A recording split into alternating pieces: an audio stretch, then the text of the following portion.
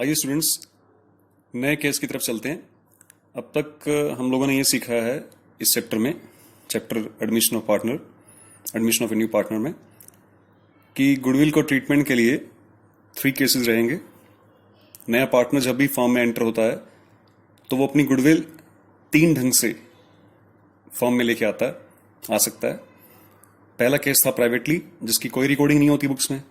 Second case था in cash, यानी कि वो अपनी गुडविल की अमाउंट कैश में लाता है, तो उसको हम लोगों ने रिकॉर्ड करना सीख लिया है लास्ट लेक्चर में। आज हम सीखेंगे हमारा थर्ड केस और लास्ट केस है when the new partner does not bring his share of goodwill in cash. जब वो गुडविल कैश में नहीं लाता तब क्या ट्रीटमेंट रहेगा। गुडविल को तो वैसे भी बुक्स में दिखाना मना है जब तक कि आपने उसे परचेज ना किया हो, मतलब only purchase goodwill can be shown in the books of accounts. ये रिस्ट्रिक्शन लगाई हुई है अकाउंटिंग स्टैंडर्ड 26 द्वारा, दैट इज इंटेंजिबल एसेट्स, जिसमें प्रोविजन बताए गए हैं।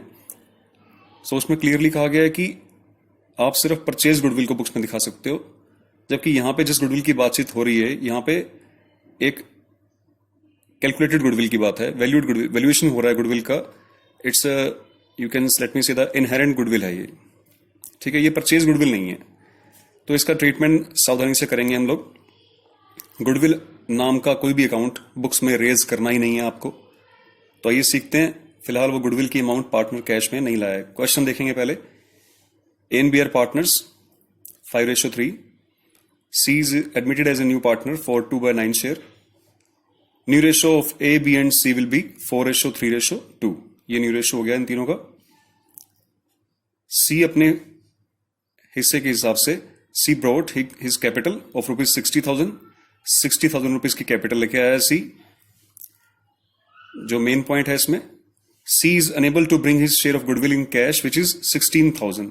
सी का शेयर बन रहा है फर्म में 2/9 शेयर के हिसाब से 16,000 बन रहा है फर्म की गुडविल के अंदर share.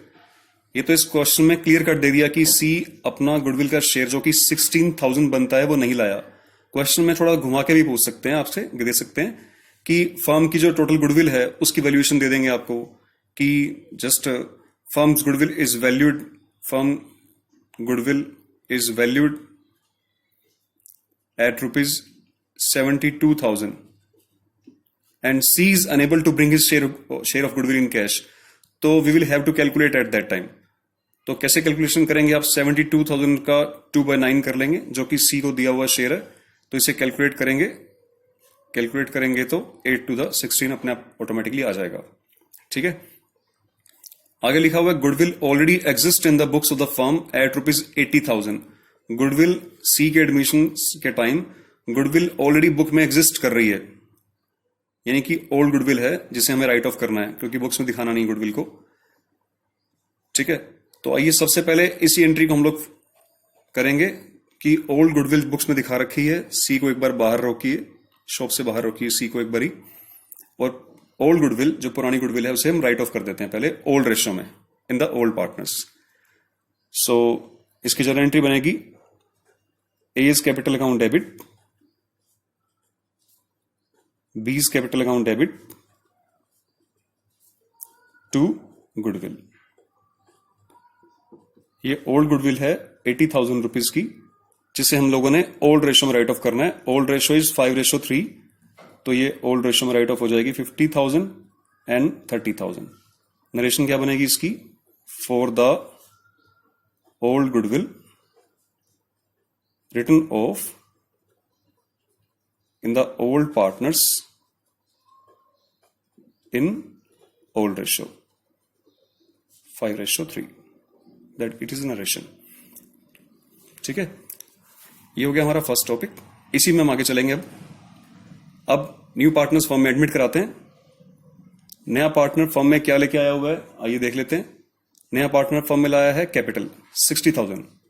Journal entry will be bank account debit to C's capital. 60,000 rupees की कैपिटल लाया है। गुडविल वो फर्म में नहीं लाया, हालांकि गुडविल में उसका शेयर बन रहा है 16,000, लेकिन वो कैश में नहीं लाया, ठीक है। तो हमें फिलहाल एक बारी 60,000 जो कैपिटल लाया है उसी की रिकॉर्डिंग करनी है। 60,000 रुपीज अमाउंट ऑफ कैपिटल। यही केस है हमारा कि वो गुडविल कैश में नहीं लाया, तब क्या हम ट्रीटमेंट करेंगे। इस केस में जब वो गुडविल कैश में नहीं लाया, इसकी नरेशन क्या बनेगी, for the amount of capital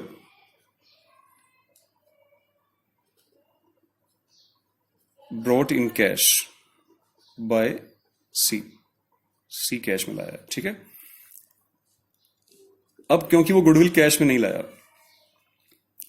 goodwill cash में नहीं लाने से ओल्ड पार्टनर्स को कोई फर्क पड़ने वाला नहीं है इस चीज के रिगार्डिंग।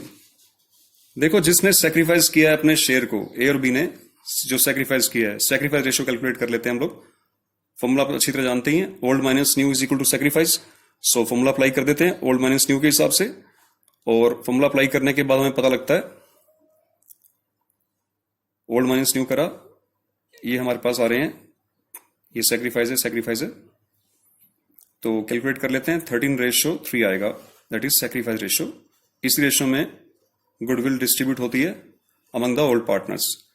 मैं कह रहा था कि बेशक वो गुडविल की अमाउंट न्यू पार्टनर जो कि 16,000 रुपीज बनती है, उसकी गुडविल की अमाउंट, उसका शेयर वो कैश में नहीं लाया, लेकिन इससे ओल्ड पार्टनर्स को, जो सैक्रिफाइसिंग पार्टनर्स हैं, उनको फर्क नहीं पड़ेगा, उनको अपना शेयर मिलेगा ही मिलेगा। वो कैसे मिलेगा, यही चीज देखने वाली है इस केस में। एक्चुअली हम लोग क्या करेंगे, यहां पे जो इनकमिंग पार्टनर है उसके करंट अकाउंट को डेबिट करेंगे, C's current account debit to A's capital account to B's capital account. इससे पहले जो फर्स्ट केस हम लोगों ने किया था, when the amount of goodwill brought in cash by the new partner, तब हम यहां पे एक टेम्परेरी अकाउंट ओपन करते थे टू प्रीमियम फॉर गुडविल, फिर उसी प्रीमियम फॉर गुडविल को यहां पे डेबिट कर देते थे। अब क्योंकि वो अकाउंट रेज नहीं हो पाएगा, क्योंकि कैश नहीं आया, तो यहां पे हम लोगों ने एक नया अकाउंट रेज कर दिया, सी का करंट अकाउंट। सी का करंट अकाउंट रेज करने का भी एक लॉजिक है यहाँ पे, ताकि उसकी जो कैपिटल अकाउंट है, जिसको कैपिटल के अंदर 60,000 रुपीज लेके आया है, वो इससे इंटैक्ट रहे, वो मतलब अनडिस्टर्ब रहे। वो कैपिटल 60,000 रहने देंगे फॉर्म में। इसका एक बार करंट अकाउंट ओपन कर दिया और ये डेबिट बैलेंस ओपन किया, मतलब it's a negative account, negative balance account is open for a new partner. अभी मैं बताता हूं इसकी और डिटेल। इसका करंट अकाउंट ओपन होगा 16,000 रुपीज से, और ये 16,000 रुपीज, जैसा कि आप अच्छी तरह जानते हैं कि जो गुडविल की अमाउंट डिस्ट्रीब्यूट होती है ओल्ड पार्टनर्स में, वो सेक्रीफाइस रेशियो में होती है। तो सेक्रीफाइस रेशियो 13:3 है, तो ए को इसमें से मिलेगा 13,000 और बी को मिलेगा 3,000। हालांकि वो कैश नहीं लाया, लेकिन इनकी कैपिटल तो रेज होगी, इनकी कैपिटल इंक्रीज हो जाएगी उससे, ठीक है। अब आप ये सोच सकते हैं कि इससे फर्क क्या पड़ा, कैश वो लाया नहीं, करंट अकाउंट डेबिट कर दिया, तो इससे क्या बेनिफिट क्या है इस चीज का, लॉजिक यहां पे क्या काम कर रहा है। लॉजिक यहां पे ये काम करेगा, नरेशन सिंपल है इसकी, for the amount of goodwill, amount of C's share of goodwill transferred to old partners in sacrifice ratio, that is 13:3, by debiting the C's current account। ये नरेशन बनेगी इसकी कि सी का करंट अकाउंट डेबिट करके हम लोगों ने ओल्ड पार्टनर्स के अकाउंट में सेक्रीफाइस रेशियो में सी का गुडविल का शेयर ट्रांसफर कर दिया, ठीक है। मैं आपसे लॉजिक की बात कर रहा था कि इससे फर्क क्या पड़ेगा, वो कैश नहीं लाया तो उसका करंट अकाउंट डेबिट करने से क्या फर्क पड़ेगा। मान लीजिए फर्म का डिसोल्यूशन हो गया या सी फर्म छोड़ के जाना चाह रहा है, हम लोगों ने कैपिटल अकाउंट तैयार किया, ठीक है। कैपिटल अकाउंट तैयार किया हम लोगों ने, कैपिटल अकाउंट में ए बी सी 3 पार्टनर्स हैं हमारे पास। आप लोग जानते हैं कैपिटल अकाउंट कैसे तैयार होता है। तो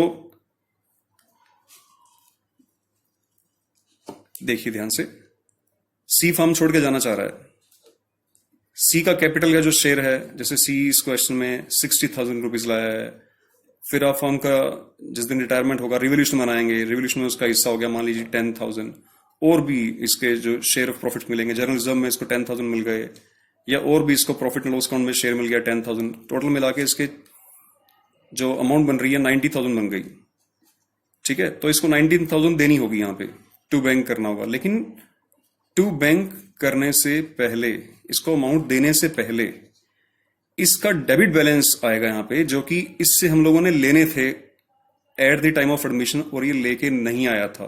तो सी का करंट अकाउंट जो पैरेलल चल रहा होगा कहीं पे, तो सी का करंट अकाउंट वाला अमाउंट यहाँ पे आएगा टू सीज करंट अकाउंट, वो करंट अकाउंट जो डेबिट हो रहा है सी का, वो कैपिटल अकाउंट में शिफ्ट करना पड़ेगा हमें। जो सी का करंट अकाउंट का बैलेंस चल रहा है, इट मीन्स यहाँ पे क्या है, इससे रुपए लेने हैं हम लोगों ने, तो 16,000 रुपीज 90 में से 16 डिडक्ट करके बाकी की बची हुई पेमेंट ही इसे हम लोग दे पाएंगे। इसे अमाउंट कितनी मिलेगी, 74,000, ना कि 90,000, क्योंकि 16,000 इससे लेने थे जो कि इसे ये उस वक्त लाया नहीं था, तो इसका अकाउंट हम लोगों ने नेगेटिव रखा, नेगेटिव बैलेंस इसका रखा है। ठीक है, हाँ, कैपिटल अकाउंट की जगह करंट अकाउंट ओपन कर रहा है ताकि इसकी कैपिटल एक बार अनडिस्टर्ब रहे जब तक ये फर्म में। ये भी हो सकता है कि कुछ टाइम के बाद ये अपने अमाउंट कैश में ले आए, ऐसा भी पॉसिबिलिटी है। अगर ले आएगा तो फिर ऐसी नौबत यहां पे नहीं आएगी। ठीक है, फिलहाल इसका मकसद क्या है कि इसका एक बार current account debit balance open कर दिया ताकि ये नेगेटिव रहे। ठीक है, अभी इसी के अंदर हम लोग एक टॉपिक और करेंगे। देखिए,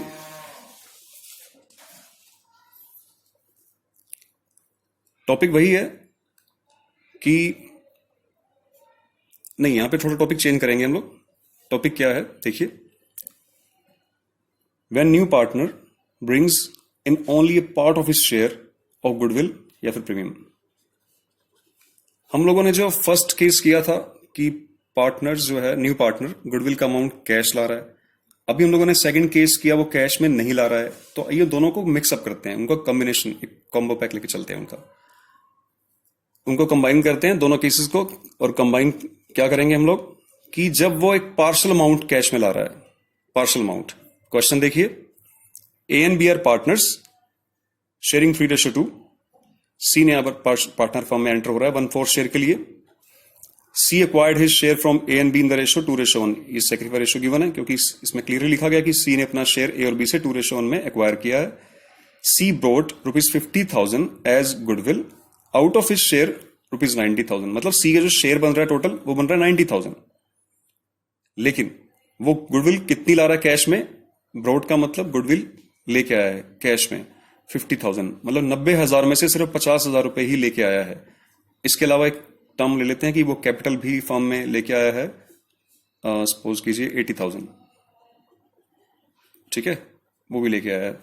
तो आइए जर्नल एंट्री कैसे बनेगी इसकी, bank account debit, topic easy है, bank account debit to C's capital to premium for goodwill.